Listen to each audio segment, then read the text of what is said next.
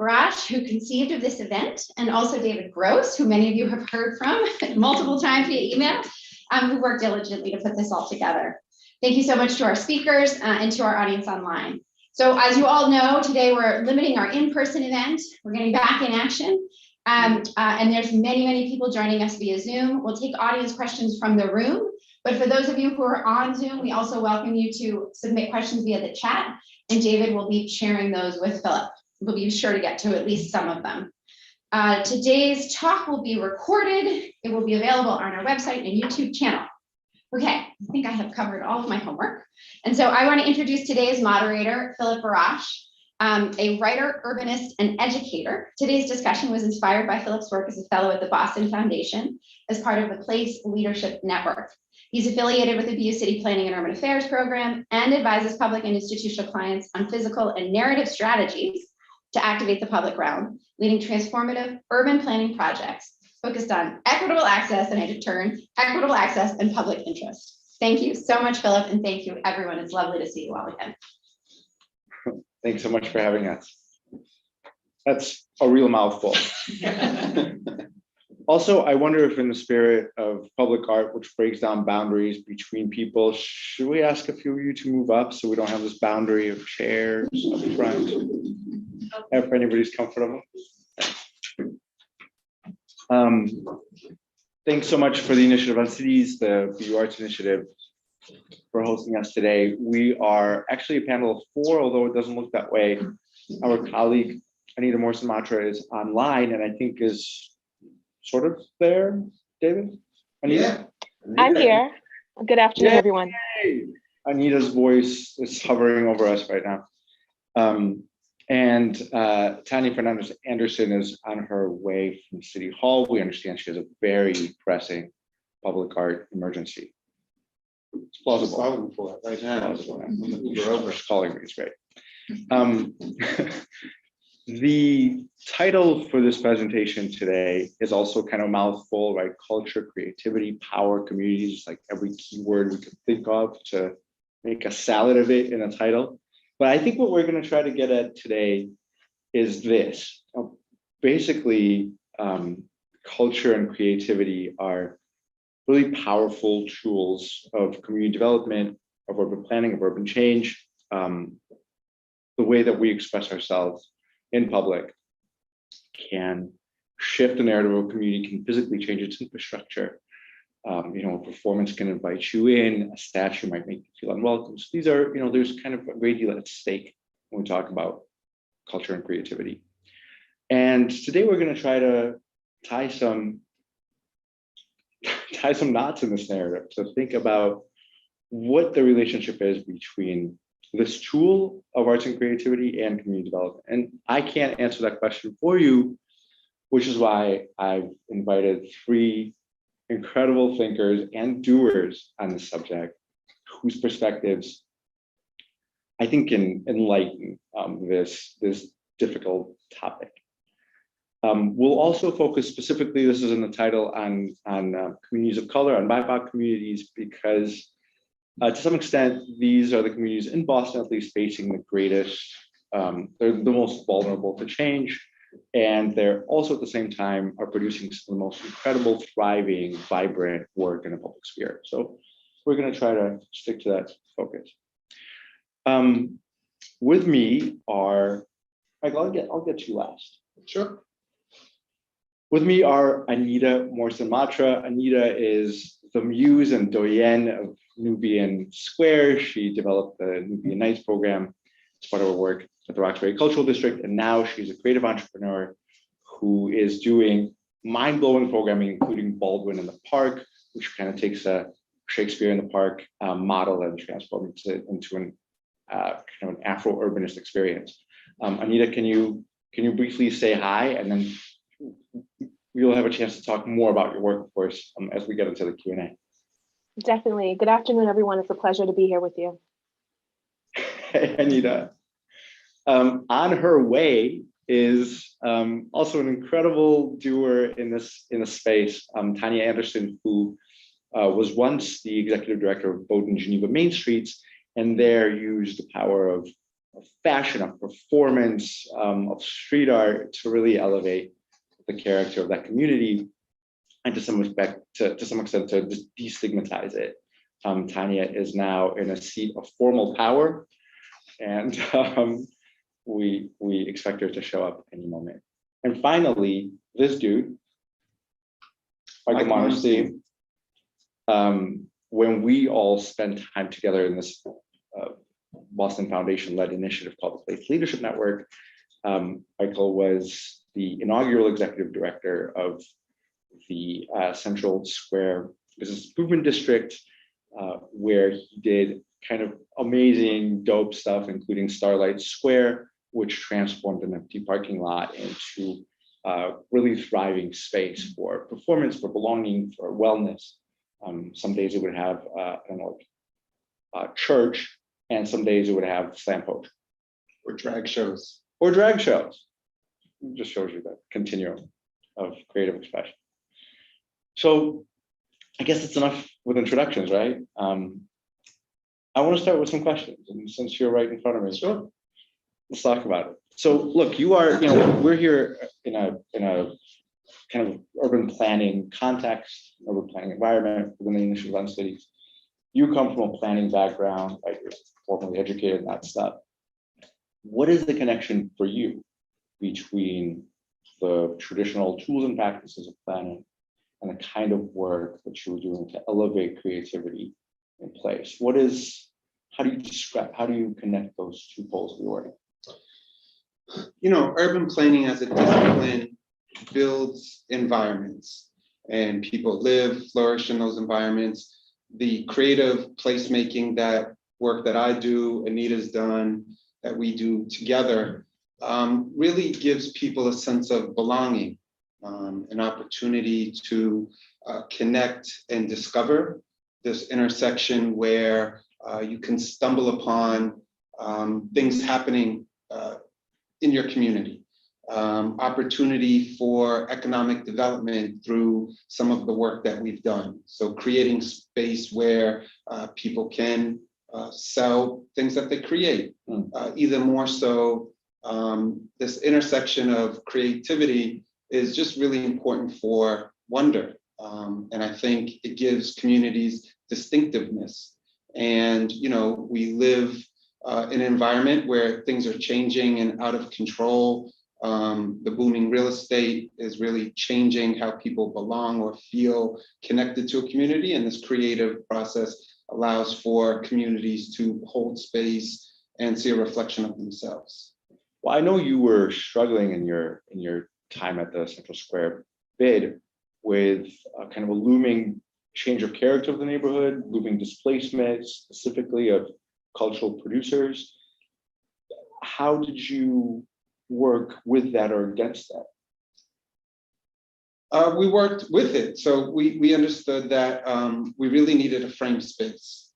We were finding that not only the pressure of the end of rent control in '95, which really transformed Cambridge, but in addition to that, the built environment that's Kendall Square that really put a lot of pressure on the abutting neighborhoods. In addition to that, undergrad and graduate housing from Harvard and MIT students have really pushed a lot of community out.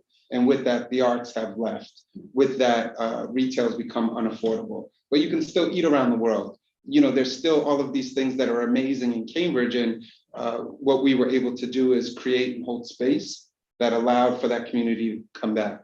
Actually, David, could you pull up a few of my slides? Let's see how technology is going to work for us today. Wow. We're going to try. Let's try. So what you see here is a 1-acre site in the heart of the Central Square Cultural District, a municipal parking lot 5, once a home for 98 cars. And through our work in advocacy and creating of creative space, we were able to build a community stage, not a community center, but effectively the center of the community. You can just flick through these. Aerial view, through that we've held prom here, we've held inauguration for the city council here. Bob Moses, who was a longstanding Cantabrigian who passed, we did a New Orleans style second line through the Port neighborhood that ended here. We created Popportunity, which is a economic development opportunity. While we had closures during COVID, 13 small businesses, mostly BIPOC, women-led, Cantabrigians, folks who could walk to the site, were able to open up their own businesses and thrive. Farmers market expanded, so we were able to help a longstanding 35-year-old farmers market become more by expanding its footprint. So, you know, as makers, as doers, as Philip introduced me as, you know, you can keep going, David. It's really important for us to have created space. And that was sort of like a radical form of protest, just creating space. And then what pours into that and how you hold that and what can be celebrated there really just showed the power of creativity in the community, that we can face all of these challenges that are pulling us apart, but by centering one space, we can bring them all back together. I mean, what's really striking about this work is, for me, is that how much above your weight you're punching. So, pugilistic metaphor. Like, yeah, a tiny organization with a staff of 3 or something, and I don't know. That was 4 months old before the pandemic hit, and right. You know, thrusted to meet the scale of the crisis with an intervention at the scale of the crisis. Yeah. I want to ask Anita actually a similar question. I mean, Anita, you were part of a small organization, a cultural district, and yet within that context, you managed to create like remarkable impact, outsized impact, especially in the time of the pandemic. Tell us about that organization, that structure, your work within it, and how you managed to do so much with so little. Sure, thank you, Philip. So Mike talked a little bit about the holding space piece, which is really integral in Nubian Square as well. But another dynamic that I felt was really important throughout the tenure of my work with Roxbury Cultural District was really thinking about and understanding the importance of our collective power. You know, there's a lot of organizations and entities that exist throughout Nubian Square that have kind of, you know, been able to hold on through a lot of very challenging periods. And it's really because of the nuances of strength and power within each of these organizations and our abilities to get past some of the political strife inside of the neighborhood to really think about the bigger picture. I think that, you know, COVID really pushed us into a place of understanding the importance of connectivity and the ways in which arts and culture and small business and economic development are so linked. Roxbury, as of, I think, 6 months ago, we had the most buildable lots in the city. And so really thinking about the ways in which arts and culture and the creative economy really are drivers and contributors to the success of what happens and the change that happens within that neighborhood. And I think that, you know, Nubian Nights was really just a glimpse of what is possible. You know, Jazz Urbane Cafe, an amazing, beautifully slated cafe that is to enter the largest open space within the bowling building, was thrown off track, just like a lot of other businesses, or were forced to close their doors. But what was really key about the way in which Jazz Urbane entered the community, right? A lot of people who were already very familiar, who had relationships in the community, but they started off with a really thoughtful engagement. So in that vacant shell where Jazz Urbane will be located, they had a community meeting where they talked about equitable pay. They talked about who would be their food distributor within that space. They talked about what type of programming. So it's really the thoughtfulness of that small business that kind of like sparked a light. And this was years ago, it was a few years ago, sparked a light within me. And I was like, you know something, I wonder what's happening there. And so just, you know, thought about like what could creative and collective power look like once we collaborated and thought a little bit differently about how to program a temporarily vacant space. Yeah, I'm hearing you say that you cultivate a lot of alliances, that you work with partners across sectors. I'd love to hear a few more examples of how you work with developers, with small businesses, as well as artists and other cultural producers. Sure. So we have, there's three strong anchors within Nubian Square. One, of course, is Black Market. The other is Nubian Gallery. And the other is the Main Streets District.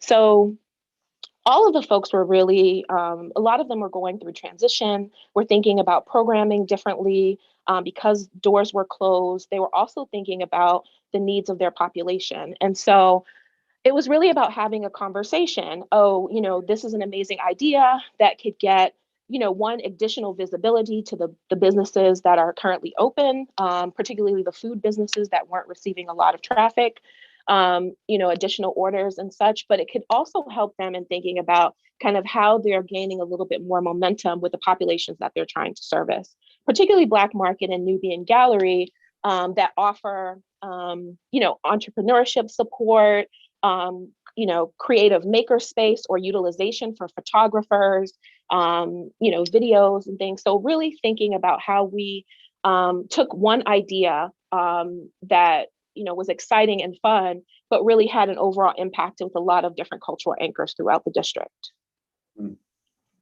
Cool. Hey, so we tend to talk about art and creativity in this context as like generative tools, as value additive tools, but also, of course, there's a great deal of worry in communities that, art can have a kind of a detrimental effect in terms of art washing or being a harbinger of displacement. And Anita, I've heard you, I think you went on record once saying something like, once a culture was removed, it's easier to remove people. I may be totally misquoting you, but can you talk a little bit about that, about the threat to community sort of character and what art can add or subtract? Yeah, I think that, so particularly in areas where there's an accelerated rate of economic development and a lot of displacement happening, there's always the fear that a new population of folks will utilize the resources and then are able to create a narrative about what the character of that neighborhood is, particularly when a neighborhood goes through a transformation that includes a renaming. For us, for me then with Roxbury Cultural District, and for me currently, it's really key to honor all of the iterations of what has happened before. There has been a really long period of time where, there was strategic disinvestment in Roxbury, in the core of Roxbury, and communities of color that Black people in particular that joined together and, really linked arms and stayed the course, loved that community through the hardest of times.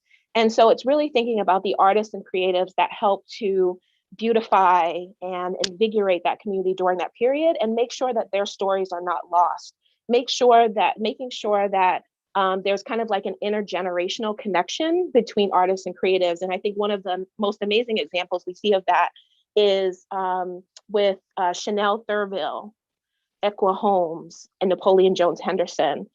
Three very distinct periods, artists that are very much in different periods and stages of their life and their creative practice, and how they have their own independent voice, but they are linked. They have supported and loved on not only themselves and their work, but also the community, and how that helps to support the additional young artists and creatives that are trying to make a way within the district.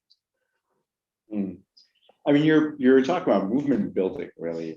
It's not just individual acts of creativity. This is building a coalition, building a movement, connecting it generationally.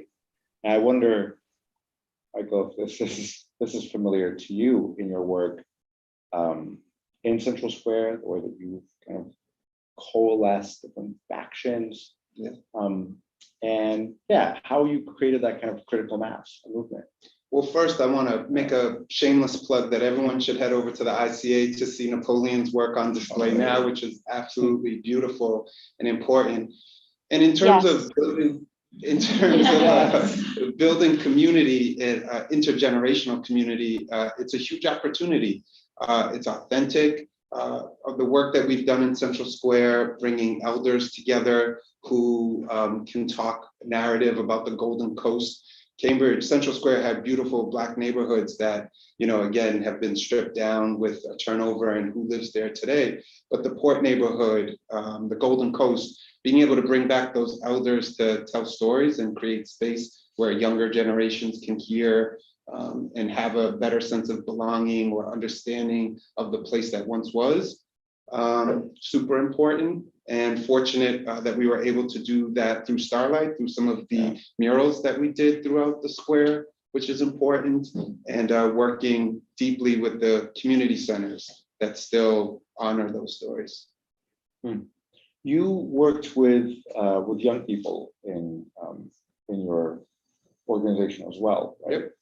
And tell me about like that sort of the passage of the traditions of the oral history to the next generation. We had a few projects we weren't able to complete, but we wanted to create comic books where elders told stories and young artists were able to visualize it, and it was a way to package the two. A lot of the work we did over the last 5 years really centered young people. I believe all conversations we're having should have as many young people at the table as possible. Young people, they're not jaded, they have a great imagination, and they're the future. I mean, we worry about young people also not having access to opportunities to create in Boston, right? We talked a lot about how this is a tight market to get into, how there are limited opportunities for creative expression, and how there's perhaps not enough support for creativity among sort of emerging artists. Is that something that you've encountered? Absolutely. There's so many hurdles in that regard, from where artists can live, afford to live, where artists can create, where people can be discovered. There's less places that are small, tiny, and intimate where creativity can happen. Everything is at the scale of the House of Blues or these big venues that really whitewash what gets to be presented in front of the general population.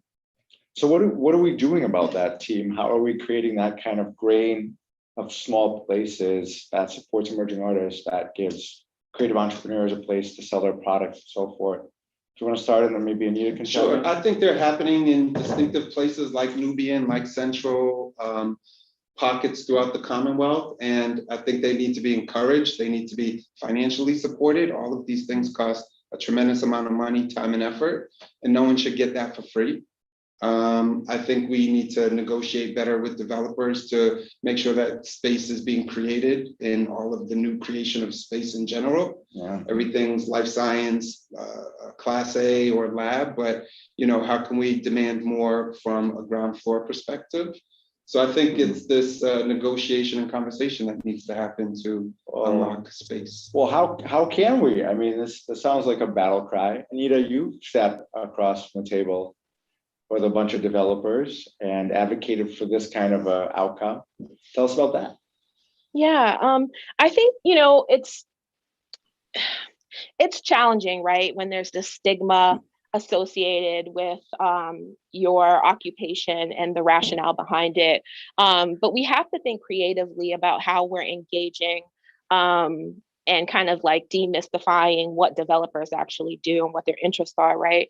I mean, we know that the bottom line is funds, but it's also thinking about the success of their property and that foot traffic. So there are some commonalities, right, that don't cancel out the success of arts, culture, and creativity within a community. It's really about thinking strategically about how you're partnering with those developers, and what is in the best interest of that community and that neighborhood. There are some folks who are really thinking outside the box about how they're engaging and creating beautiful structures and how they can enhance the meaningfulness of place, by a few additional conversations and really having coalition help to inform the ways in which they're creating these structures. And a great example of that is New Atlantic with the parcel that's right next to Haley House, right? And really, again,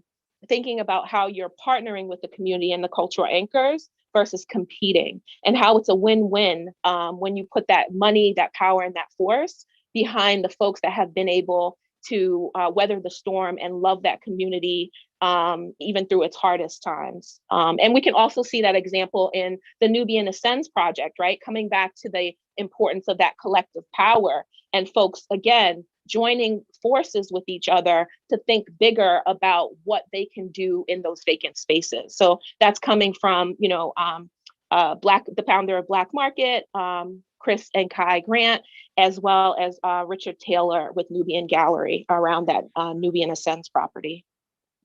And that's a great crew right there. Just to piggyback off of that, if I could quickly, there's a lot of praise given to this Massport model of development where diversity, equity, inclusion has allowed for trades and others to gain some wealth generation out of building environments.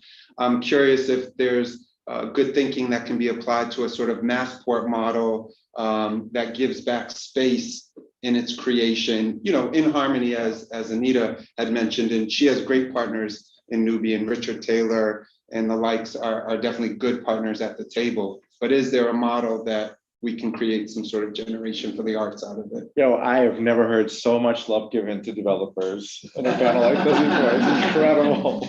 Like, there are some rooms that would throw rotten tomatoes at you, and yet, I think there's the standard narrative in a lot of these kinds of discussions that development is adversarial to community goals. That's kind of the starting point of a lot of conversations. That's not what I'm hearing from you today. Anita's talking about really successful examples of collaboration, kind of being on the same side of the table, not opposite, with development. And I don't know, Michael, maybe you should disclose your current gig and how you're thinking about development. Sure. So after founding and leaving the Central Square Business Improvement District, I've gone on to work with Gerald Chan, who's a property owner in Greater Boston, a huge property owner in Cambridge, and trying to help to find ways to bring the creative spirit into the development practice. Also somebody who's, it doesn't have to be the highest and best use as defined by other development projects. And let's take a pause. Yes.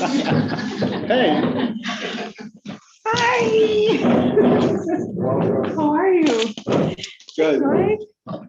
How you doing? Don't put me Good down. afternoon, Councilor. Good Good afternoon, Councilor. Where's the camera? Over here. Where are we looking? Oh, Good afternoon, Councilor. Good afternoon, everyone. So formal. Wow. Everybody rose for the counselor and everything. Well, how are you guys doing? This life is so crazy. Yeah. Everything okay? Everything is good. Should we just lob a question at you right away or give you like a moment to catch your breath? No, right away. Let's go. No, well, we'll let Michael is just starting to tell us how he's working in real estate development. Oh, we don't like you very much. Oh, We need to put more seats to the table.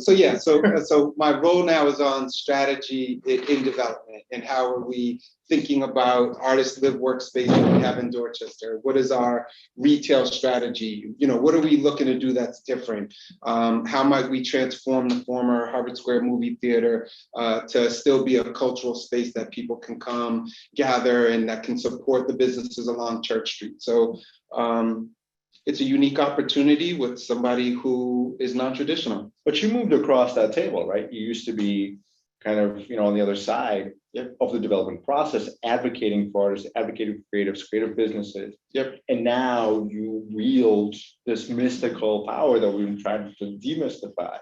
Well, a lot of making that happen. Absolutely. The work before was district-led, right? We were looking to do things within our district, within our Main Street organizations. And now I'm looking to do that same sort of effort, place-based, in a parcel. How can we bring a community, a neighborhood into a building? How can we open it up and build permanent Starlights, which we are working on as well. Not these temporary pop-ups. Everything right now is a pop-up. We need things that are more permanent in the Commonwealth. Tania, this is like the perfect segue because you too moved across the table recently from being an activist, from being an organizer in your community, from kind of, pushing the system from the outside. And now you're in kind of in a seat of formal power, working on the same agenda, presumably on the inside. How's that going?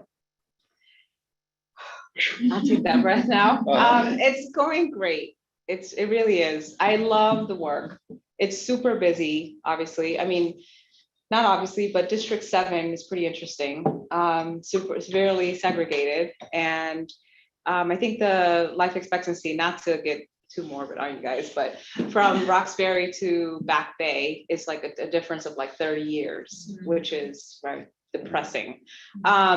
And so in working on all of these opportunities, and I consider them opportunities, not problems or crises, but looking at the opportunity in this is that we can actually begin to create more cross-culture sort of art corridors and opportunities to integrate different markets and arts and entertainment spaces, as well as real estate, hopefully more housing security. So I actually filed a hearing for a rent-to-own pilot program, which is interesting because it doesn't exist in, I don't think, in Massachusetts at all, actually.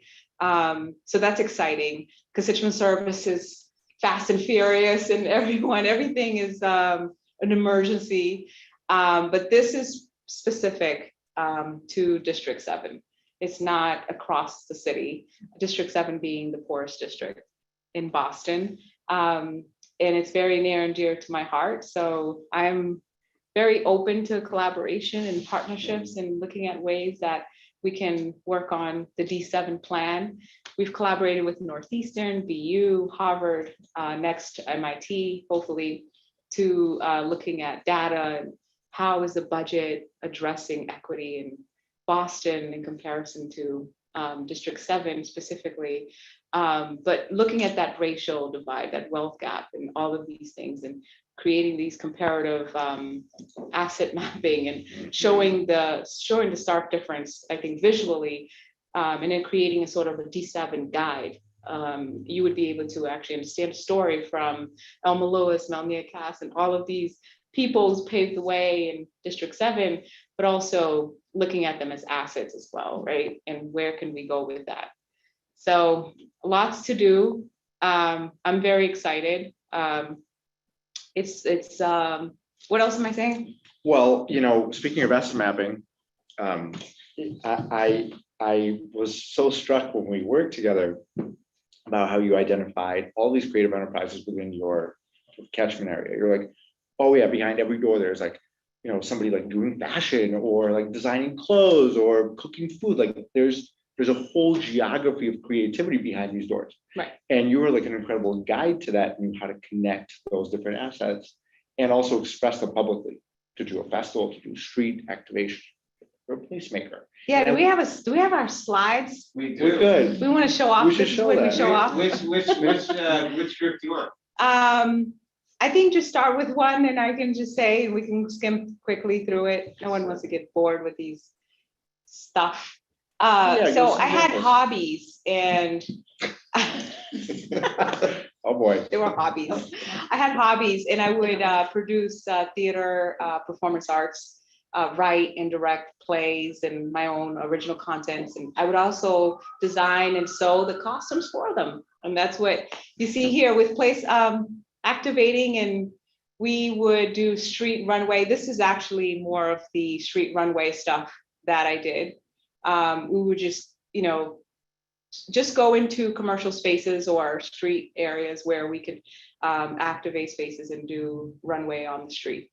And it created, I guess, some opportunity for vendors to come and sell, and that's some of the Caribbean Carnival. I took that and we did Lost Children of Wakanda. Sorry, it's a little bit all over the place, and that's my fault. Totally my fault. But with the Caribbean Carnival, just sort of, I wanted to support that organization to look at Carnival as to its original beginnings, right? So where enslaved people would distract the slave masters and putting on costumes and figuring out like how to get away. And so this was the origin of carnival. And so I would do gowns instead of like, just naked girls everywhere. But it's pretty interesting because you can find an idea out of everything. And what Philip mentioned, there are assets in every part of Roxbury, so many artists and entrepreneurs. And so I typically would try to collaborate with folks and come together and say, come show me your art and beauty and how we can, do something beautiful or stress decompressing, as opposed to just living in, this marginalized sort of situations. And so these are all things that I design and sew and put together. We did one on Bowdoin, Geneva. I think it's activating space. And you can see where we're like in the middle of the street, or the models are.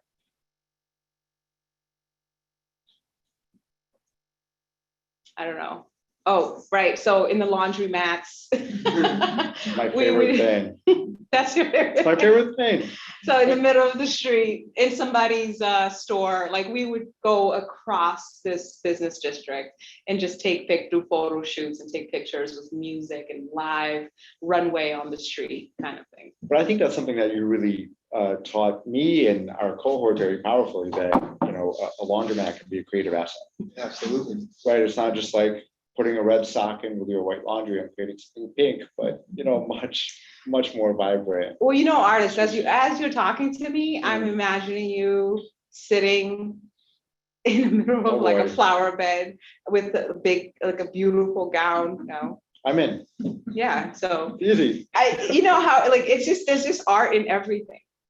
In everything that we do, and even in grunge, that's the best kind of art too, because it's raw, it's pure, right? It's from the heart, right? And so when you talk about the impoverished communities and what that means to us, like in terms of bringing art or reactivating art, because if we have less access to the funding to do things like that, the best ones are the ghetto ones. So if you get and by ghetto I mean that as a term of endearment, because you go to Silver Slipper, for example, in Nubian Square, and it's ghetto behind. It's like it's hood, and it's my favorite spot because the real people, where people love each other without any types of attachment, any types of, but that's where you can go and be yourself and just be raw, right? We all know that. We all can understand this because we as human beings, we're interconnected, right? And we are naturally inclined for truth to resonate in your heart, right? So when you see things that are raw, that are real, you're like, yeah, I dig it, I respect it, I like it because it resonates with you. Mm-hmm. I mean, you've all been so powerful and spoke so powerfully about changing the narrative of place through art and creativity. How places that are sometimes sort of stigmatized as disinvested or underimagined, whatever it might be, are actually these generators of creativity and thriving. All three of you have had that experience. I wonder if you want to say anything else about that kind of a narrative shift that you all are involved in. Anita? I think you're talking about arts as advocacy, right? Sure. I think that's one way to think about it. Yeah. Go ahead, please. No, I mean, I actually borrowing Tania's language, like I'm thinking about arts as an expression of certain truth and love and healing. And that's something that you've been very powerfully doing. Yeah, I think that, it's really interesting in communities, again, that have gone through this advanced and accelerated change and all that comes with that. It's quite painful. And I think that a lot of artists and creatives are often working through some of the social issues and some of the dynamics in their creativity. And so it can bring about healing, it can bring about self-discovery, it can bring about advocacy. And I think what's key and important that streams through all of the work that the three of us have done is really honoring the creative process and trusting in the artists and creatives, and also like paying and lifting up the contributions that they've made, not only to, you know, a piece that may be temporary, but to, you know, social cohesion and bringing community together, to, you know, activating a space that then, you know, there's like stats out there that once you've activated a dormant space for 3 months, you know, there's increased foot traffic in that space. So it's really like understanding and honoring the creative process and what it contributes to our healing and our evolution. And then also making sure that we are respecting and honoring payment and acknowledgement and appreciation of those artists and creatives and their contributions that they're making. Because they're not only short-term, they're long-term. They're long-term impacts that they're making to the community. Michael, do you want to chime in on this like narrative change through arts and creativity before we go to audience questions? You know, what stuck to me after hearing Anita speak and just wanting to add to it is the last 2 years of isolation, right? And how the last 2 years broke so many people, and how the last 2 years have shown how cities are broken, from broadband to the, you know, a wild array of things that have just COVID has exposed. One, how the arts is this amazing opportunity to heal, bring everyone back together. The arts have always been this healing potion, coming out of war, coming out of other pandemics, that there's just this incredible moment right now.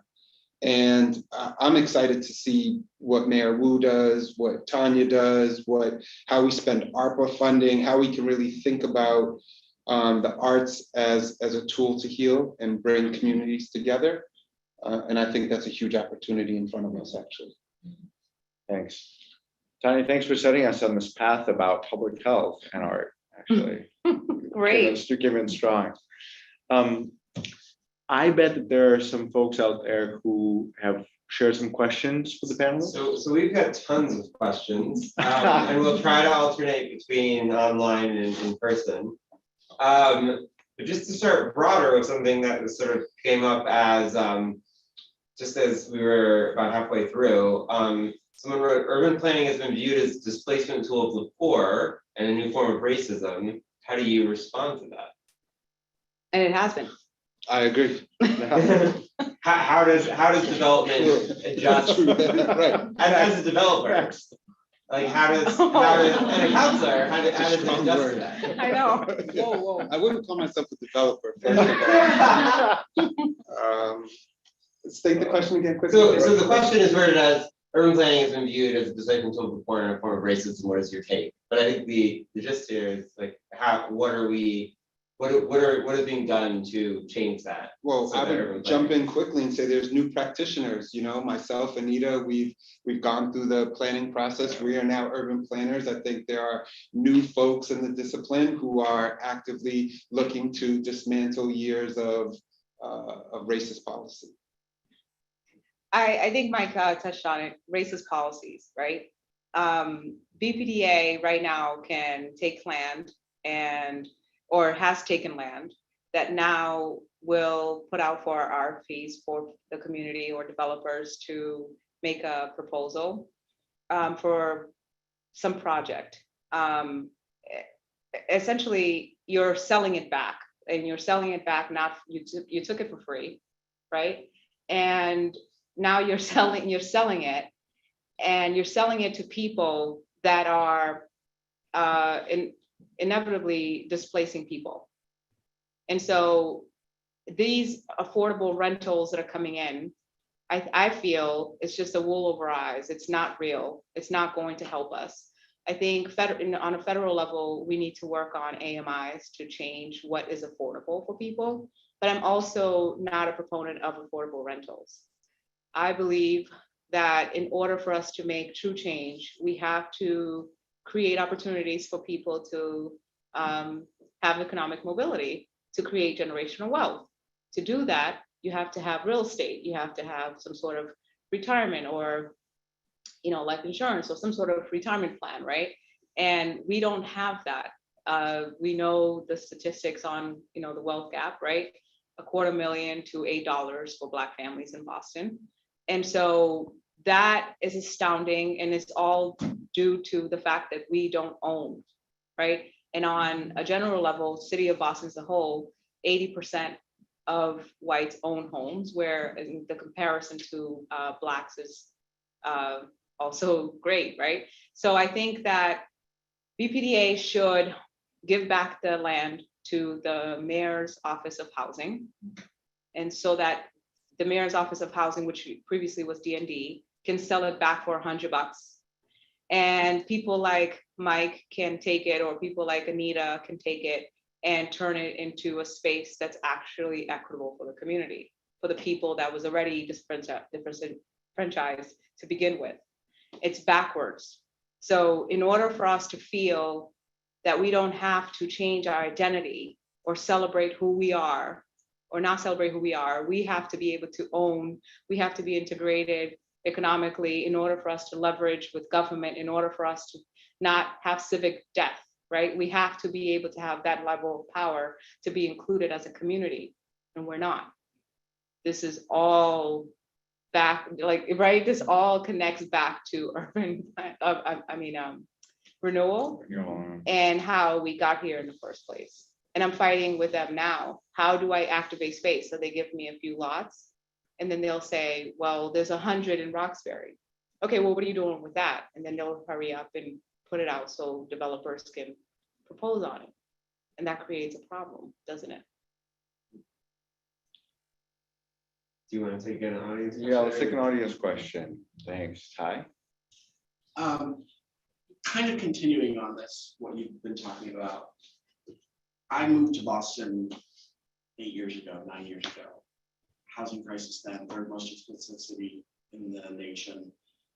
Nothing seems to have changed or only gotten worse. I mean, is it even possible to have affordable housing, to have affordable home ownership? Is that logistically possible in this particular moment to get there? I think it's possible, more possible now with Mayor Wu in office, right? I think Mayor Walsh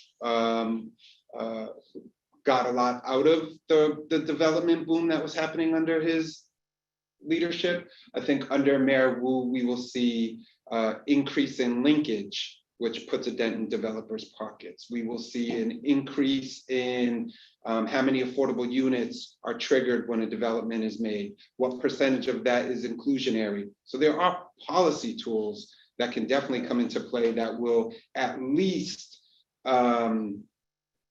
increase affordability. It won't solve the problem, but it will change the math somewhat. And it will hopefully disinvest in developers building life science, building lab, building class A, building luxury housing, because there's tools in place that make each performer, each development a little more affordable in some regard. And that's policy. Zoning denotes what you can and can't do when you come someplace. Zoning needs to change, right? So there are zoning policy things that can take place to change the trajectory of Boston, Somerville, and Cambridge. Not so optimistic. I mean, a colleague in City Hall said to me in a meeting the other day that when it comes to arts and culture in Boston, it's at a sort of crisis of identity and a whole bunch of other things, because it all starts with artists being able to live and work here. Yeah. And if artists can't live and work here. Right. Right. So the math doesn't add up. Yeah. Policies can help, but we're not going to be able to get there anytime soon. That's just the bottom line. You can do rent control, and that has its issues, right? You can raise the IDP so that there's more affordable units. You can linkage funds, but guess what? Those linkage funds, they don't go to the people or the land where the linkage funds came out of, right? And so there's a lot of City Hall politics that happens, well, right? A lot of ego. In the council, there's all these people competing. Who's going to get credit for what happens in their district, right? And there's all this nonsense and BS that happens because it's really a self-preserving agenda rather than it being about the people.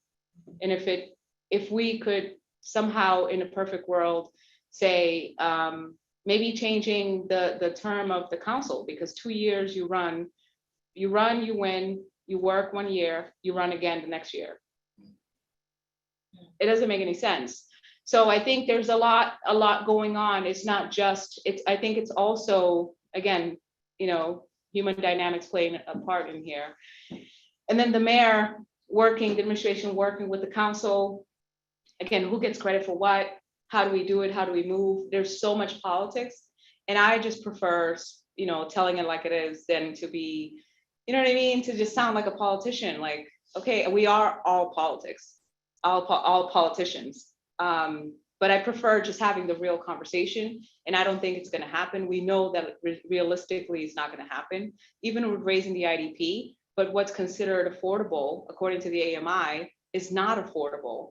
And then you have people, grandmas and people crying in meetings and saying, you're not listening to me, being dismissed. Where do we go from there? And then that BPDA takes that, feedback, those testimonies, they go back and what do they do with it? Okay, on to the next development because I have a job to do. And so I know that policies can change things on a certain level, but it works so slowly in Boston. So I'm not trying to be a pessimist. I'm just realistically looking at it from the inside. I think it's going to take a lot of time. People are going to be pushed out. No matter how much I do, no matter what policies come out, people are going to get pushed out and people are going to get hurt. That's what's going to happen. If I could just add a little bit too, I think this is one of the things that we should really be focusing on is like the numbers. We had a whole, Visit Boston, Visit Massachusetts campaign that fundamentally was built highlighting the artists and creatives throughout our communities, right? And thinking about how people would be attracted to the area. And I think maybe breaking down some of those numbers and understanding the amazing contributions that this population of workers provide to us and really putting it back. The artist live workspaces issue is one that it's an emergency situation, right? I mean, even if we think about coming off the heels of COVID and really the dynamics that have shifted the ways in which everyone works, the folks that are kind of gig workers are the ones that are feeling it the most. And so how are we creating opportunities for budding artists, creatives, or even seasoned artists and creatives to remain in Massachusetts, somewhere that they've loved and contributed to for all this time? The folks who have been there and built these little neighborhoods and added the zest and the life that we love so much, and they're just being kicked out. So I think really we need to see what the numbers are. We need to understand those numbers. And also, Mike talks a lot about the tools. We need to think about how we're utilizing business investment districts, tax increment financing, all of these tools that are at our discretion to move pockets of money that can go straight into artists, supporting artists and creatives. Excellent. We can geek out on like policy tools for housing affordability and artist retention, like tools do exist, but I appreciate your like general warning that they can't stem the tide. I wonder if we have time for another question or two. So we're at time, but if everyone's okay, we can do one more. So I apologize to everyone. Here too. You want to do one? Let's do two more. Let's do two. We'll do one online. One. We'll do one. Yeah, sounds great. Okay, so we'll do two more. So do you want to ask your question here, and then we'll add on the one online? Yeah. Hello. Thank you for a wonderful panel. I'm wondering if you can speak more about like the objective experiences that you're actually bringing into this and like sort of subsidizing the work you're doing, because I think a lot of the discussion has been sort of around like the human element. Like, yes, people are relevant, people matter, the work that people create matters, but, you know, from a policy perspective, arguably because of the numbers. But at the same time, we see that numbers aren't just working. And I think that there was mention of ARPA funds, which is actually something that's really intriguing because part of the work that I'm doing now is like as an intern with this company is helping cities like apply for ARPA funds. And the majority of people are looking to replace like water infrastructure from the 1920s because they have lead pipes. Like the majority of people are not interested in artist initiatives because like their water has lead in it. And you know, from that perspective, like it's kind of hard to justify to a city mayor, like, hey, maybe try focusing on this side of like economic development when, you know, at the same time, like you have to replace this infrastructure. So on one end, again, like a lot of this work is being data-based. Like we're looking at census data, we're like pulling it in to justify the grant claim that is being made. And so with this discussion, when you're saying like, oh, we need to pull in grant money and like help out artists, can you like expand more on like an initiative you've seen that's work that has sort of bridged the subjective and objective divide that we see, you know, in all the work that you've been doing and the policy that you're talking about? Because that would be really nice. Okay, so I'm gonna just get one more question and you can answer them both at the same time. So the other one is one that can actually in advance, but it's essentially how do you build trust with individuals and communities who have been underserved and disenfranchised like through this process that has been discussed today? Easy enough, right? Well, they already trust me. No, okay. I think, I mean, to address this quickly, and I don't, you mentioned that there was, you asked initiatives that have been done that's worked or best practices, and I don't have them. I'm a rookie, right? So I just came in.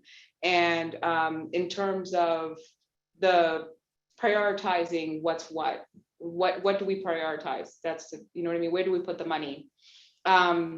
So my district is like that, right? South End and Roxbury. One is very important, and you know, and the other one is very important.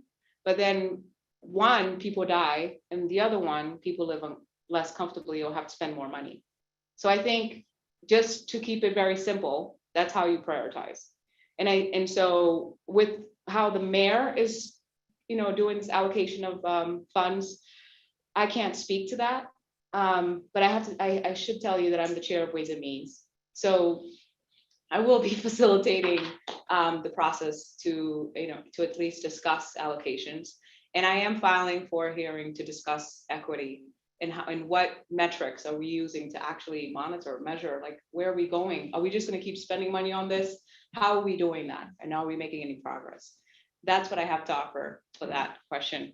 In terms of building trust, do I give you a turn? No, keep going. Okay. I'm sorry. No, in terms of building, oh, right here. Hi. In terms of building trust.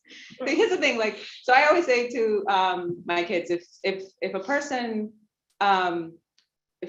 loves you, then they respect you, and if they respect you, they pay you, right? So I really, you know, no. It gets worse, by the way. So, you know, it is what it is. Like, if I respect you, then I pay you. Right? If you're working for someone and you go home and you can't feed your family, right? You don't respect what I stand for, and you certainly don't care that my kids are fed. And so, I think that you build trust by creating the actual change. But in terms of sort of on the ground, like immediate, I think you show up. I think that we create real grassroots, you know, initiatives. For example, in the summer, I'm going back to the doors. I'm elected. I don't have to go canvass again, right? But I will, because I want to connect with people, especially because the district has a huge digital divide. How do I access the people that don't have those information, right? The other thing too is, and Michelle was very good at this, to be present and be a good listener, to really allow people to just, you know what I mean, to just be and see them and hear them, I think is super important. But then to take that and to actually do your work in a way that's like organized and compartmentalized to the policies that will actually affect change is a game changer. So I would say that the proof is in the pudding. we make changes so that people can live. And I think that's when, the trust will be built. For example, with health inequities, how do you build trust? I don't know, you stop acting like I can endure pain more than my white sister. Like it, you know what I mean? And so the proof is in the pudding. It's a policy, yes. Being present, yes, but initiatives that actually create access and engagement as well. Really appreciate you. Oh, thank you. Do you guys mind if I jump in with a really quick response? What was your name? Elizabeth. Hey, Elizabeth. Thanks for the question. I'll just talk very briefly about what I think you're asking. I think that this dichotomy between like serious, important life or death infrastructure and like frivolous, nice to have arts and parks and pogo sticks is completely false. I think it's a totally false reality. And I've spent my practice, my work among this group to build a case that creativity, culture, belonging are just as essential as, say, clean water. This is not just rhetoric. This is study after study shows us that social infrastructure impacts quality of life, longevity, our ability to withstand a major crisis like a pandemic, our ability to withstand chronic trauma of the kind that Tania is talking about. So to me, there's not this kind of a duality once again. I'm sorry to belabor this.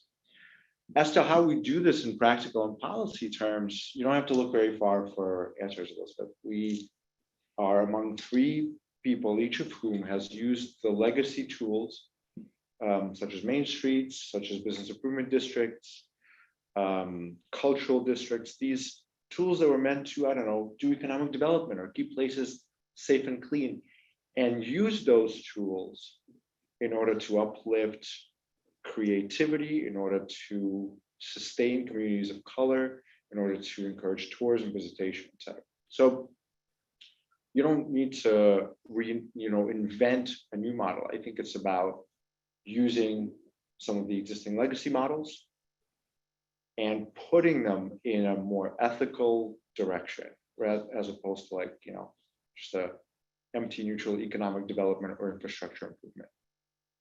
I think too, sorry, I think too, you have to add to, so yeah, I guess I have done something.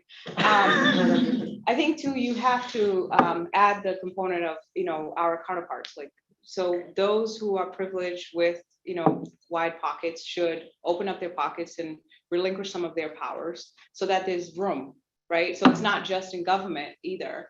And I think that, I hear you because I have like favorites, right? And some of my favorite constituents are in districts in South End, and there are good people working on the same side as us, like on these policies to create racial equity as well, that are inundated with this issue, and it could blow up in our face, right? So I think that, while validating that these are serious issues as well, but creating some room to spend some money on those projects as well. I think it's not fair to just sort of dismiss it, right? But in terms of the work that we do, art is interesting because you see it visually, but you're just like, oh, it's art, okay, big deal. But we're talking about healing, and we're talking about economic mobility or opportunities for that particular population. Then you're talking about our livelihoods and survival, right? So it's more than just entertainment. I want to make sure that Anita and Michael have a moment to respond. I concur. I agree with what you said, Philip, and I agree with what the counselor has said. I do, in thinking about the aging infrastructure, I got stuck on the comparison of the aging infrastructure and investment in that versus investment in arts and culture. And, just like Philip said, it's really very interconnected, and we need to address all of it. And I don't think it should be thought of as, doing battle between one thing that we need and another thing that we need. We need them both, and we need to invest in them in real, tangible ways, period. And I agree with all the panelists, and I do believe that the ARPA funding right now is a unique influx of cash that all communities have at their disposal, and we should be making loud arguments as to why arts and culture should be as celebrated or as part of the mix of disbursement as much as free transit rides or aging pipes underground, whatever it is. It's a now moment with cash that wasn't in the budget. And we should be making a move for it. I think we've reached a very unusual moment of consensus in this discussion. I want to thank the panelists, Tania, Anita, Michael. Thank you for your insight, for your wisdom. We'll stick around for a little bit afterwards, if that's okay. For those not in person, those- we're gonna, those sorry are for in person. everyone online. For everybody else, thank you for coming. Thank you for your very good questions. Thanks for being with us.